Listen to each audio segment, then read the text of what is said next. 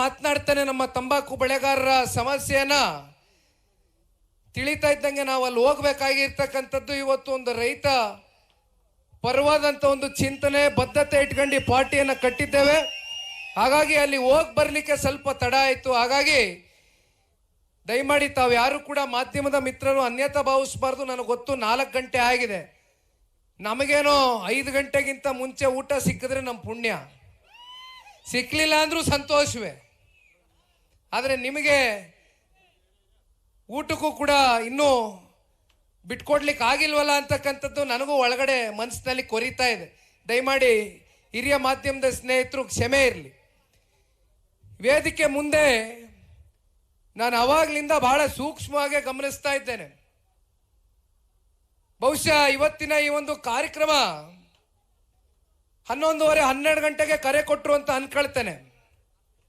11:30 12 ಗಂಟೆಗೆ ಸೇರಿದಂತ ಕಾರ್ಯಕರ್ತ ಬಂಧುಗಳು ಇವತ್ತು ಒಂದು ಕುರ್ಚಿನೂ ಕೂಡ ಖಾಲಿ ಆಗಿಲ್ಲ ಅಂತಕ್ಕಂಥದ್ದಾದ್ರೆ ಬಹಳ ಜನ ಮಾತಾಡ್ಬೇಕಾದ್ರೆ ಇಲ್ಲಿ ಹೇಳ್ತಾ ಇದ್ರು, ಚಿನ್ನ ವಜ್ರ ಎಲ್ಲ ರೀತಿ ನಾನಾ ರೀತಿ ನಿಮ್ಮ ಪಕ್ಷದ ಬೆಳವಣಿಗೆಗೋಸ್ಕರ ನಿಮ್ಮ ತ್ಯಾಗ, ಪಕ್ಷದ ಬೆಳವಣಿಗೆಗೋಸ್ಕರ ಹಗಲು ರಾತ್ರಿ ಅಲ್ದಿರ ತಾವೆಲ್ಲರೂ ಕೂಡ ಶ್ರಮಿಸ್ತಾ ಇರ್ತಕ್ಕಂಥದ್ದು. ಅದರಲ್ಲೂ ಮತ್ತೊಬ್ರು ಮಾತನಾಡಬೇಕಾದ್ರೆ ಹೇಳ್ತಾ ಇದ್ರು, 20 ವರ್ಷದಲ್ಲಿ ಅಂದ್ರೆ 2 ದಶಕಗಳಲ್ಲಿ ಕೇವಲ ಒಮ್ಮೆ ಪಿರಿಯಾಪಟ್ಟಣ ಕ್ಷೇತ್ರದಲ್ಲಿ ನೀವು ಶಾಸಕರನ್ನ ನೋಡಿರ್ತಕ್ಕಂಥದ್ದು. ಆದ್ರೂ ಕೂಡ ಕಾರ್ಯಕರ್ತರಲ್ಲಿ ಒಳಗಡೆ ಒಂದು ಬೆಂಕಿ ಇದೆ.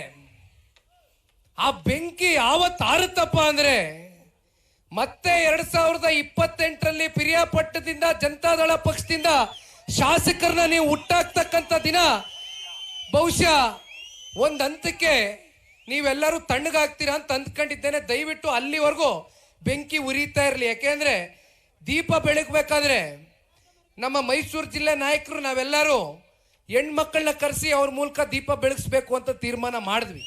ಯಾಕೆಂದ್ರೆ ಹೆಣ್ಣು ಮಕ್ಕಳಿಗೆ ಆ ಒಂದು ಶಕ್ತಿ ಇದೆ.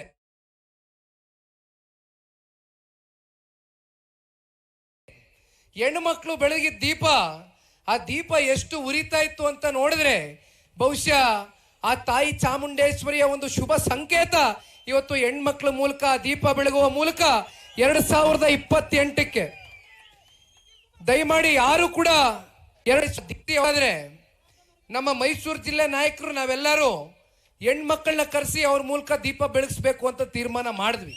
ಯಾಕೆಂದ್ರೆ ಹೆಣ್ಣು ಮಕ್ಕಳಿಗೆ ಆ ಒಂದು ಶಕ್ತಿ ಇದೆ. ಹೆಣ್ಣು ಮಕ್ಕಳು ಬೆಳಗಿದ ದೀಪ, ಆ ದೀಪ ಎಷ್ಟು ಉರಿತಾ ಇತ್ತು ಅಂತ ನೋಡಿದ್ರೆ ಬಹುಶಃ ಆ ತಾಯಿ ಚಾಮುಂಡೇಶ್ವರಿಯ ಒಂದು ಶುಭ ಸಂಕೇತ ಇವತ್ತು ಹೆಣ್ಮಕ್ಳ ಮೂಲಕ ದೀಪ ಬೆಳಗುವ ಮೂಲಕ 2028ಕ್ಕೆ ದಯಮಾಡಿ ಯಾರು ಕೂಡ ಇನ್ನು 2 ವರ್ಷಗಳ ಕಾಲ ವಿಶ್ರಾಂತಿ ತಗೊಳ್ತಕ್ಕಂಥದಕ್ಕೆ ಸಮಯ ಇದೆ. ನನಗೂ ಸಮಯ ಇದೆ, ತಮಗೂ ಸಮಯ ಇದೆ.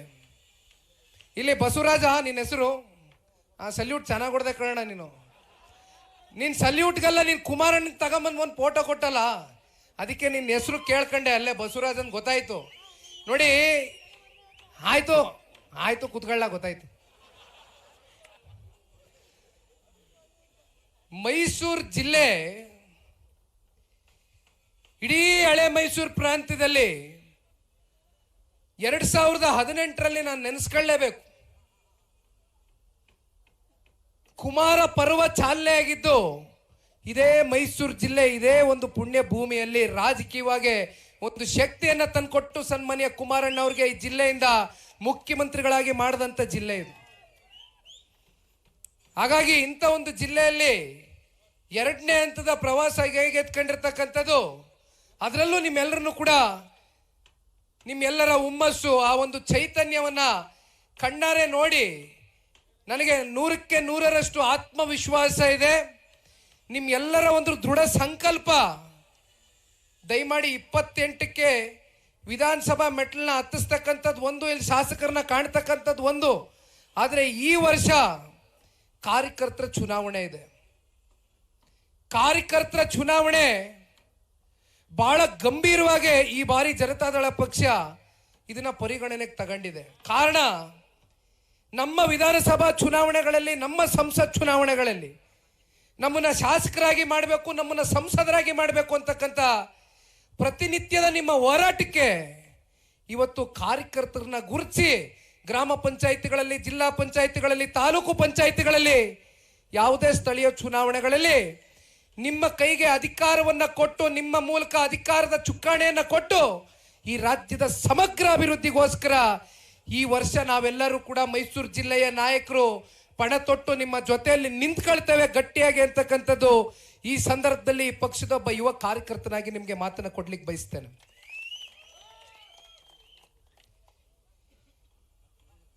ಮಾದೇವಣ್ಣ ಅವರು ಮಾತಾಡ್ತಾ ಇದ್ರು, ಒಂದ್ ಕಡೆ ಪ್ರಸನ್ನ ಅವರು ಮಾತಾಡ್ತಾ ಇದ್ರು. ಇಬ್ರು ಮಾತಲ್ಲಿ ಒಂದು ಅಂಶವನ್ನ ನಾನು ಗಮನಿಸಿದೆ. ಅದೇ ವಿಚಾರಕ್ಕೆ ಬರ್ತಾ ಇದ್ದೀನಿ ಕಣ್, ಸುಮ್ನಿರಣ್ಣ, ಸೂಕ್ಷ್ಮವಾಗಿ ಮಾತಾಡಬೇಕು, ನಾನು ಯಾಕೆ ಸಿಗಿಸ್ತೀನಿ ನಿಂಗೆ.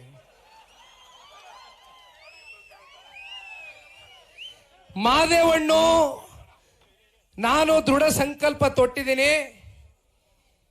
28ಕ್ಕೆ ನಮ್ಮ ಕಾರ್ಯಕರ್ತ ಬಂಧುಗಳು ಕಳೆದ 2 ದಶಕಗಳಿಂದ ಏನು ಯಾತನೆಯನ್ನು ಅನುಭವಿಸ್ತಾ ಇದ್ದೀರಿ, ಅದಕ್ಕೆ ಪೂರಕವಾಗಿ ನಾನು ಕೆಲಸ ಮಾಡ್ತೀನಿ ಅಂತ ಹೇಳಿದರೆ ಅದು ತುಂಬ ಹೃದಯದ ಸ್ವಾಗತ ನಿಮ್ಮ ಪರವಾಗಿ ನಾನು ಸಲ್ಲಿಸ್ಲಿಕ್ಕೆ ಬಯಸ್ತೇನೆ. ಮತ್ತೊಂದು ಕಡೆ ಪ್ರಸನ್ನ ಅವರು ಮೈಮೂಲ್ನ ಅಧ್ಯಕ್ಷರಾಗಿ ಬಹುಶಃ 3 ವರ್ಷಗಳ ಕಾಲ ಒಬ್ಬ ಯುವ ನಾಯಕ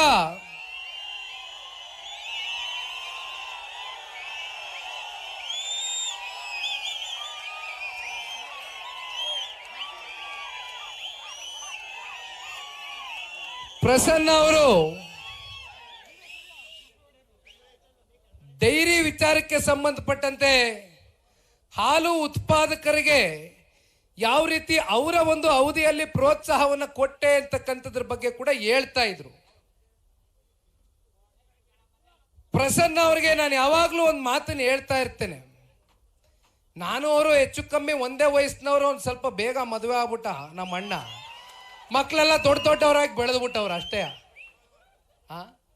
ನನಗೂ ಅವನಿಗೂ ಒಂದೇ ವಯಸ್ಸಲ್ಲ, ಆದರೂ ನಮ್ಮ ಅಣ್ಣ ಅಂತ ಹೇಳಿದೀನಿ. ಬೇಗ ಮದುವೆ ಆಗೋದ, ಮಕ್ಕಳೆಲ್ಲ ದೊಡ್ಡವರಾಗ್ಬಿಟ್ಟವ್ರೆ ಅಂದೆ. ಇರ್ಲಿ, ಹೆಚ್ಚು ಕಮ್ಮಿ ಒಂದೇ ವಯಸ್ಸಿನವ್ರು, ಒಂದು 4-5 ವರ್ಷ ನಾ ಕಮ್ಮಿ ಇರ್ಬೋದು ಅಷ್ಟೇ. ಪ್ರಸರಣಗೆ ಇವತ್ತು ಈ ವೇದಿಕೆ ಮೇಲೆ ಒಂದು ಮಾತನ್ನ ತಿಳಿಸ್ಲಿಕ್ಕೆ ಬಯಸ್ತೇನಣ್ಣ. ದಯಮಾಡಿ ನೋಡಿ, ಒಂದು ಮಾತನ್ನ ತಿಳಿಸ್ತೇನೆ. ಮಾದೇವಣ್ಣ ಅವರಾಗ್ಲಿ, ಪ್ರಸನ್ನ ಅವರಾಗ್ಲಿ, ಆ ತಂದೆ ಮಗನ ಬಾಂಧವ್ಯ ಯಾರು ಕೂಡ ಕಿತ್ಕೊಳ್ಳಿಕ್ಕೆ ಆಗೋದಿಲ್ಲ. ಅಂತ ನಂಟದು, ಅಂತ ಸಂಬಂಧ ಅದು. ಅವರಿಬ್ಬರು ಬಾಯಲ್ಲೂ ಒಂದೇ ಮಾತು ಬಂದಿರೋದು, ಕಾರ್ಯಕರ್ತರ ನೋವನ್ನ ನಾವು ಕಣ್ಣಾರೆ ನೋಡಕ್ಕಾಗ್ತಾ ಇಲ್ಲ. ಕಾರ್ಯಕರ್ತರನ್ನ ರಕ್ಷಣೆ ಮಾಡಬೇಕು, ಅವ್ರನ್ನ ಉಳಿಸ್ಕೊಳ್ಬೇಕು, ಯಾಕಾದ್ರೂ ಮಾಡಿ. ಅದಕ್ಕೆ ಇಬ್ರೂ ಕೂಡ ಜೊತೆನಲ್ಲಿ ನಿಂತು ಈ ಕ್ಷೇತ್ರದ ಕಾರ್ಯಕರ್ತರನ್ನ ಉಳಿಸ್ತಕ್ಕಂಥದ್ದು ಒಂದು, ಜೊತೆಯಲ್ಲಿ 28ಕ್ಕೆ ಜನತಾ ಸರ್ಕಾರ, ಈ ರಾಜ್ಯದಲ್ಲಿ NDA ಮಿತ್ರಕೂಟದ ಸರ್ಕಾರ ರಚನೆ ಆದಂತ ದಿನ 5 ವರ್ಷ ಏನು ಈ ಕ್ಷೇತ್ರದಲ್ಲಿ ಅಭಿವೃದ್ಧಿ ಅಂತಕ್ಕಂಥದ್ದು ಹಿಂದಿನಿಂದನೂ ಕೂಡ ಕುಸಿದೋಗಿದೆ. ಅದಕ್ಕೆ ಒಂದು ಮರುಜೀವ ಕೊಡ್ತಕ್ಕಂಥ ಕೆಲಸ ನಮ್ಮ ಕಾರ್ಯಕರ್ತರ ಮೂಲಕ ಇಬ್ರು ನಾಯಕರುಗಳು ಮಾಡ್ತಾರೆ ಅಂತಕ್ಕಂಥದ್ದು ನಾನು ಬಹಳ ಗಟ್ಟಿಯಾಗಿ ನಂಬ್ಕೊಂಡಿದ್ದೇನೆ. ಮಿಕ್ಕಂತ ವಿಚಾರಗಳು ಪಕ್ಷದ ವರಿಷ್ಠರು, ನಿಮ್ಮ ಪ್ರೀತಿಯ ಮಾನ್ಯ ಕುಮಾರಣ್ಣ ಅವರು ಇದ್ದಾರೆ. ಕುಮಾರಣ್ಣ ಅವರ ಜೊತೆಯಲ್ಲಿ ಅತಿ ಶೀಘ್ರದಲ್ಲೇ ಎಲ್ಲ ಮೈಸೂರು ಜಿಲ್ಲೆಯ ನಾಯಕರು, ವಿಶೇಷವಾಗಿ ಸಾರಾ ಮಹೇಶ್ ಅಣ್ಣರವರು ಎಲ್ಲರೂ ಕೂತ್ಕೊಂಡು ಒಳ್ಳೆ ತೀರ್ಮಾನಗಳನ್ನ ತಗತ್ತೇವೆ. ಒಟ್ಟಾರೆಯಾಗಿ ನಾವು ತಗೊಳ್ತಕ್ಕಂಥ ತೀರ್ಮಾನ ಪಕ್ಷದ ಪರವಾಗಿ ಪಿರಿಯಾಪಟ್ಟಣ ವಿಧಾನಸಭಾ ಕ್ಷೇತ್ರದ ಕಾರ್ಯಕರ್ತರ ಪರವಾಗಿ ತೀರ್ಮಾನವನ್ನು ತೆಗೆದುಕೊಳ್ತೇವೆ. ದಯಮಾಡಿ ಎಲ್ಲರೂ ಕೂಡ ಇದೇ ಹುಮ್ಮಸ್ಸಿನಿಂದ, ನನಗೆ ಗೊತ್ತು ಇದು ಪಿರಿಯಾಪಟ್ಟಣದಲ್ಲಿ ಈ ಸಭೆ ಯಾವ ಲೆಕ್ಕಕ್ಕಲ್ಲ. ಈ ಸಭೆ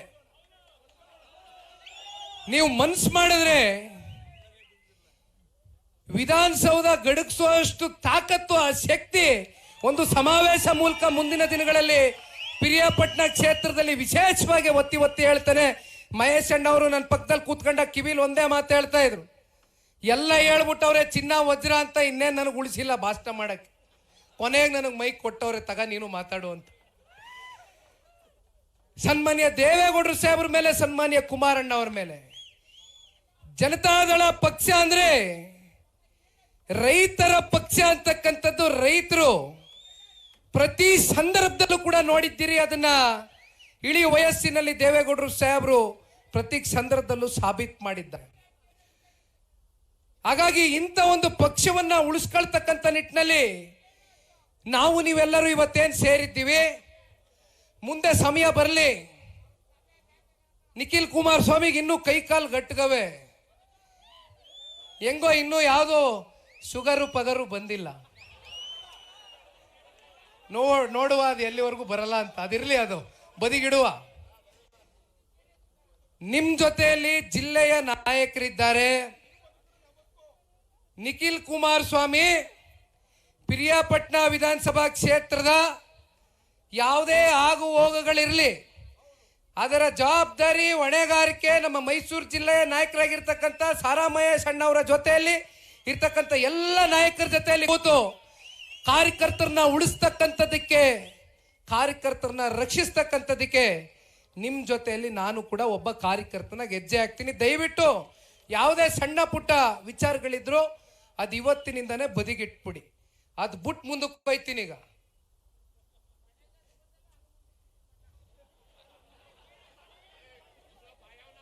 ರಾಜ್ಯದಲ್ಲಿ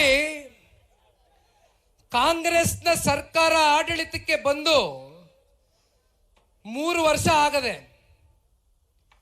ಈ 3 ವರ್ಷದಲ್ಲಿ ಅಲ್ಲೆಲ್ಲೋ ಹಾವೇರಿ ಜಿಲ್ಲೆನಲ್ಲಿ 1000 ದಿನ ಪೂರೈಸಿದೆ ಈ ಸರ್ಕಾರ ಅಂತ ಸರ್ಕಾರದ ದುಡ್ಡಲ್ಲಿ, ಜನಗಳು ತೆರಿಗೆ ಮೂಲಕ ಕಟ್ತಕ್ಕಂಥ ದುಡ್ಡಲ್ಲಿ ಸಾಧನಾ ಸಮಾವೇಶ ಅಂತ ಮಾಡ್ತಾರೆ.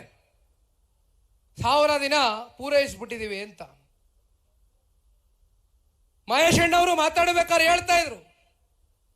ಮೊನ್ನೆ ಬಿಜಾಪುರ ಜಿಲ್ಲೆಗೆ ಹೋಗಿದ್ದೆ, ಅಲ್ಲಿ ಪತ್ರಿಕಾ ಮಾಧ್ಯಮದ ಸ್ನೇಹಿತರಿಗೆ ಕುರಿತು ಮಾತಾಡಬೇಕಾದ್ರೆ ಒಂದು ಮಾತು ಹೇಳಿದೆ. ಇಂದಿನ ಮುಖ್ಯಮಂತ್ರಿಗಳು ಮೈಸೂರು ಜಿಲ್ಲೆಯವರೇ, ನನಗೆ ಅವರ ಹಿರಿತನದ ಬಗ್ಗೆ ಅತ್ಯಂತ ಗೌರವ ಇದೆ. ಆದರೆ 2013 ಮತ್ತೆ 2018 ಅವರ ಆಡಳಿತ ಮತ್ತೆ ಇವತ್ತಿನ ಆಡಳಿತ ಹೆಚ್ಚು ಕಮ್ಮಿ ಮಹೇಶ್ ಅಣ್ಣ ಅವ್ರು ಹೇಳ್ದಂಗೆ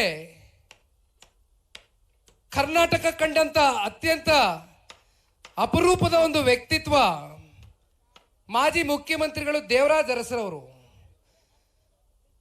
ಅವ್ರಿಗಿಂತ ನಾನು ಹೆಚ್ಚಾಗಿ ಆಡಳಿತ ದಿನಗಳು ಕಳೆದು ಬಿಟ್ಟದೆ ಅಂತ ತನ್ನಕ್ಕೆ ತಾನು ಬೆನ್ನಿಗೆ ತಟ್ಕೊಳ್ತಾರೆ.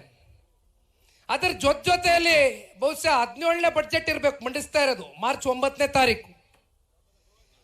ಮಾನ್ಯ ಸಿದ್ದರಾಮಣ್ಣ ಅವರು ಮೈಸೂರು ಜಿಲ್ಲೆಯಿಂದ ಏನು ಪ್ರತಿನಿಧಿಸ್ತಾರೆ, 8 ವರ್ಷಕ್ಕೂ ಹೆಚ್ಚು ಆಡಳಿತವನ್ನ ಮಾಡಿದ್ದೀರಿ ಮಾನ್ಯ ಸಿದ್ದರಾಮಣ್ಣ ಅವರೇ. ನಿಮಗೆ ಪಾಪ ಕುಮಾರಣ್ಣನ ತರ ಸಮ್ಮಿಶ್ರ ಸರ್ಕಾರದ ಒತ್ತಡಗಳು ಅರ್ಥ ಆಗ್ಲಿಕ್ಕಿಲ್ಲ. 135, 138 ದಾಖಲೆ ಪ್ರಮಾಣದ ಶಾಸಕರನ್ನ ಹೊಂದ್ಕೊಂಡಿದ್ದೀರಿ ಕರ್ಣ. ಆದ್ರೆ ನೀವು ಕೊಟ್ಟಿರ್ತಕ್ಕಂಥ ಸಾಧಿಸಿರ್ತಕ್ಕಂಥ ದಾಖಲೆ ಏನಪ್ಪಾ ಅಂದ್ರೆ 7,64,000 ಕೋಟಿ ಇವತ್ತು ನಮ್ಮ ರಾಜ್ಯ ಸಾಲದಲ್ಲಿ ಇದೆ. ಅದರಲ್ಲಿ ಅತಿ ಹೆಚ್ಚು ಸಾಲವನ್ನ ಮಾಡಿರ್ತಕ್ಕಂಥ ಕೀರ್ತಿಯನ್ನ ಹೊಂದಿರತಕ್ಕಂಥ ಮುಖ್ಯಮಂತ್ರಿಗಳು ಕರ್ನಾಟಕ ರಾಜ್ಯದಲ್ಲಿ ಅದು ಸನ್ಮಾನ್ಯ ಸಿದ್ದರಾಮಣ್ಣ ಅವರು. 5 ಲಕ್ಷ ಕೋಟಿ ಸಾಲ ಮಾಡಿದ್ದಾರೆ. ಇನ್ನ ಸ್ವಾತಂತ್ರ್ಯ ಬಂದಾಗಿದ್ದ ಇನ್ನ ಮಿಕ್ಕಂತ ಮುಖ್ಯಮಂತ್ರಿಗಳೆಲ್ಲ ಸೇರಿದ್ರೆ 2,64,000 ಕೋಟಿ ಸಾಲ ಮಾಡಿದ್ದಾರೆ.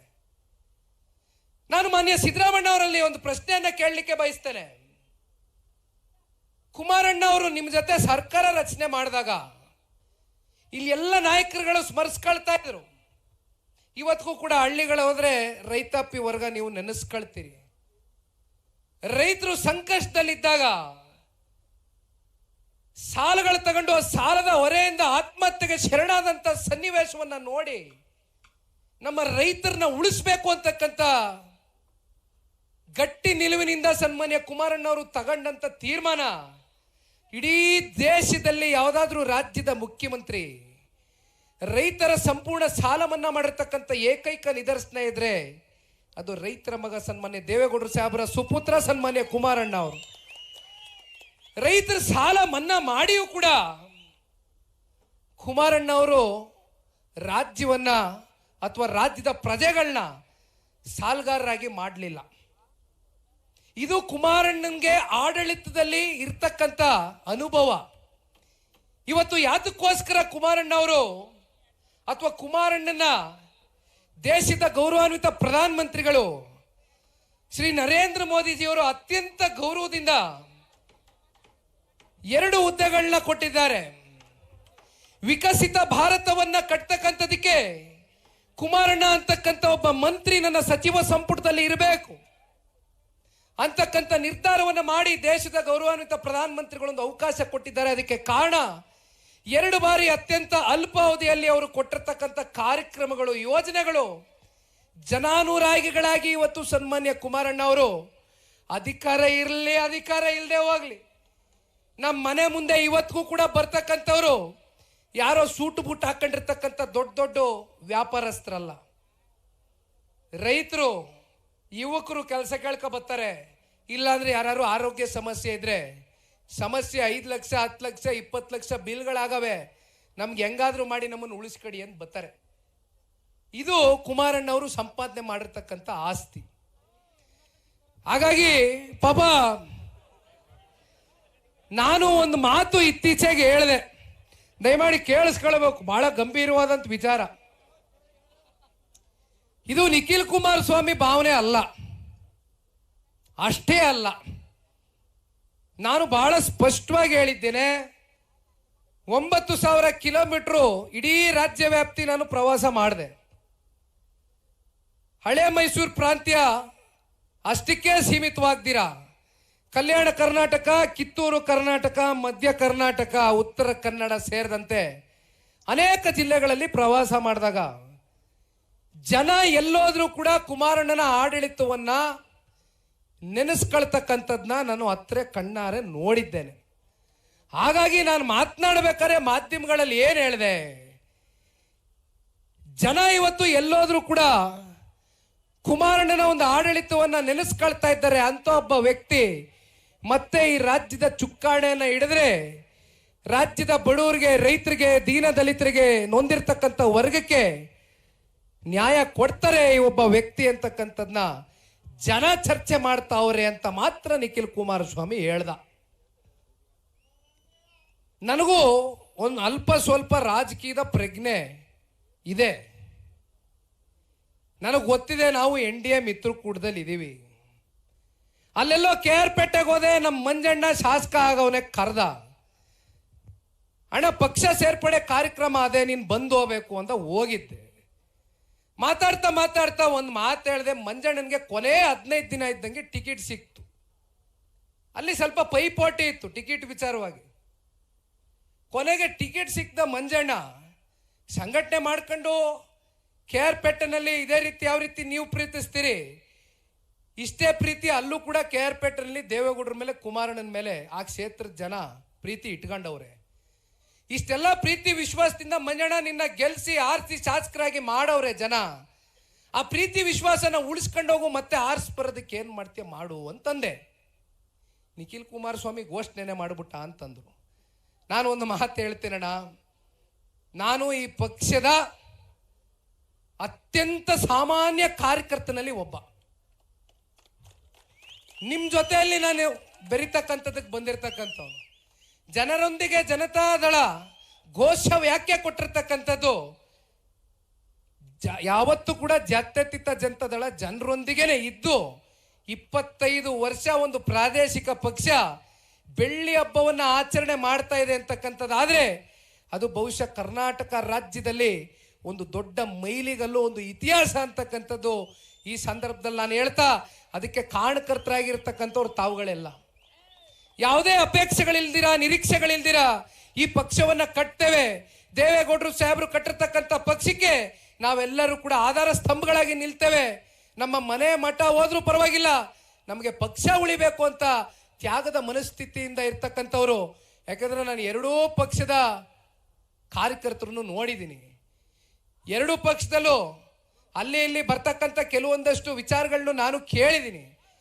ಎರಡೂ ರಾಷ್ಟ್ರೀಯ ಪಕ್ಷಗಳಲ್ಲಿ ಹೇಳೋದೊಂದೇ, ಜನತಾದಳ ಪಕ್ಷದ ಕಾರ್ಯಕರ್ತರು ಒಂದು ರೀತಿ ಸೈನಿಕರಿದ್ದಂಗೆ, ಯೋಧರಿದ್ದಂಗೆ, ದೇಶಕ್ಕೆ ಯಾವ ರೀತಿ ಪ್ರಾಣ ಕೊಡ್ಲಿಕ್ಕೂ ಸಿದ್ಧ ಇರ್ತಾರೆ, ಅದೇ ರೀತಿ ಪಕ್ಷಕ್ಕೋಸ್ಕರ ಯಾವ ಹಂತಕ್ಕೆ ಬೇಕಾದರೂ ಕಾರ್ಯಕರ್ತರು ಹೋಗ್ಲಿಕ್ಕೆ ಸಿದ್ಧ ಇದ್ರೆ ಅದು ಜಾತ್ಯತೀತ ಜನತಾದಳ ಪಕ್ಷದ ಕಾರ್ಯಕರ್ತರು ಮಾತ್ರ ಅಂತಕ್ಕಂಥದ್ದು ಈ ಸಂದರ್ಭದಲ್ಲಿ ನಾನು ಬಹಳ ಗಟ್ಟಿಯಾಗಿ ಹೇಳಬೇಕಾಗ್ತದೆ. ಹಾಗಾಗಿ ನಿಮ್ಮ ಜೊತೆಯಲ್ಲಿ ಪಕ್ಷ ಇದೆ, ಜಿಲ್ಲೆಯ ನಾಯಕರಿದ್ದಾರೆ, ನಾನು ಒಬ್ಬ ಸಾಮಾನ್ಯ ಕಾರ್ಯಕರ್ತನಾಗಿ ನಿಮ್ಮ ಜೊತೆಲಿ ಇರ್ಲಿಕ್ಕೆ ಬಯಸ್ತೇನೆ. ಬಹಳ ಜನ ಹೇಳ್ಬೋದು, ನಿಖಿಲ್ ಕುಮಾರಸ್ವಾಮಿ ಮಹೇಶ್ ಅಣ್ಣನಿಗೆ ಬಹಳ ಚೆನ್ನಾಗಿ ಗೊತ್ತು, ಹರೀಶ್ ರವ್ರಿಗೆ ಬಹಳ ಚೆನ್ನಾಗಿ ಗೊತ್ತು. ಕಳೆದ ಉಪಚುನಾವಣೆಯಲ್ಲಿ ನನಗೆಲ್ಲ ಮಾಹಿತಿ ಇದ್ರೂ ಕೂಡ ಪಕ್ಷದ ಕಾರ್ಯಕರ್ತರಿಗೋಸ್ಕರ ತಲೆ ಕೊಟ್ಟೆ. ನಿಖಿಲ್ ಕುಮಾರಸ್ವಾಮಿ ಏನ್ ದಡ್ಡ ಅಲ್ಲ, ಮುಂದೆ ತೋರಿಸ್ತೀನಿ ನಾನು ಏನು ಅನ್ನೋದನ್ನ.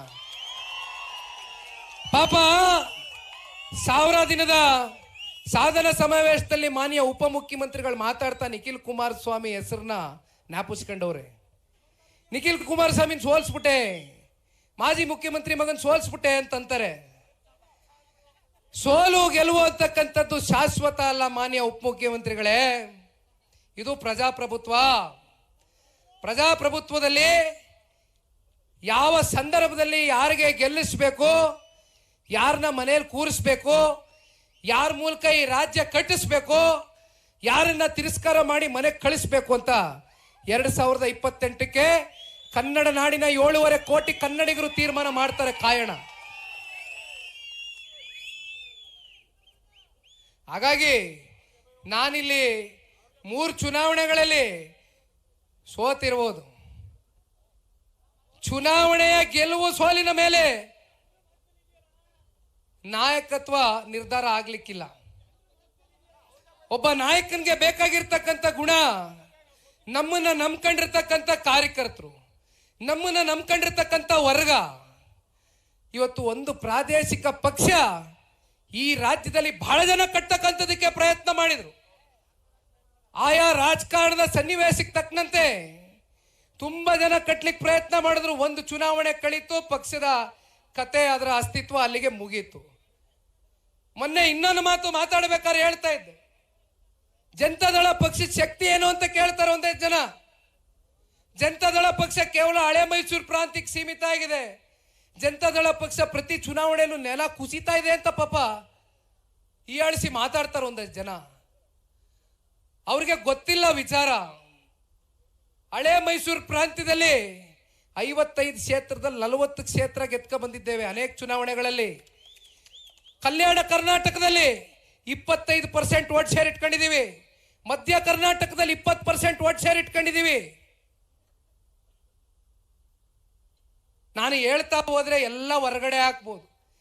ಕನಿಷ್ಠ ಪಕ್ಷ ಕಳೆದ ಚುನಾವಣೆಯಲ್ಲಿ 30 ಕ್ಷೇತ್ರದಲ್ಲಿ, ಒಂದೊಂದು ಕ್ಷೇತ್ರದಲ್ಲಿ 30 ರಿಂದ 40 ಸಾವಿರ ವೋಟ್ ತಗೊಂಡಿದ್ದೀವಿ.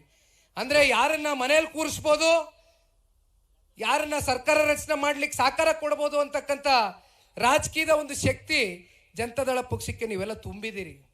ಹಾಗಾಗಿ ಮುಂದೆ ಬರ್ತಾ ಇವೆಲ್ಲ ಚರ್ಚೆ ಮಾಡೋಣ, ಈಗ ಇವೆಲ್ಲ ಚರ್ಚೆ ಬೇಡ. ದಯಮಾಡಿ ನಮ್ಮ ಮಾದೇವಣ್ಣ ಅವರು ಬಹಳ ನೊಂದಿದ್ದಾರೆ. ಅವ್ರ ಜೊತೆಯಲ್ಲಿ ಅದಕ್ಕಿಂತ 100 ಪಟ್ಟು ಜಾಸ್ತಿ ನೀವು ನೊಂದಿದ್ದೀರಿ. ಪ್ರಸನ್ನ ಅವರು ಒಬ್ಬ ಯುವಕರಿದ್ದಾರೆ, ಅವರ ತಂದೆ ಜೊತೆಯಲ್ಲಿ ದಯಮಾಡಿ ಇಬ್ರು ಅನ್ಯತಾ ಭಾವಿಸಲ್ಲ. ಅಂದ್ರೆ ಕಾರ್ಯಕರ್ತರಿಗೋಸ್ಕರ ನಿಮ್ ಒಗ್ಗಟ್ಟು ಒಂದ್ಸಲಿ ಏನಿಲ್ಲ ಒಂದು ಪ್ರೀತಿಯಿಂದ ಕೈ ಹಿಡಿದು ನಾವು ಜೊತೆನಲ್ಲಿ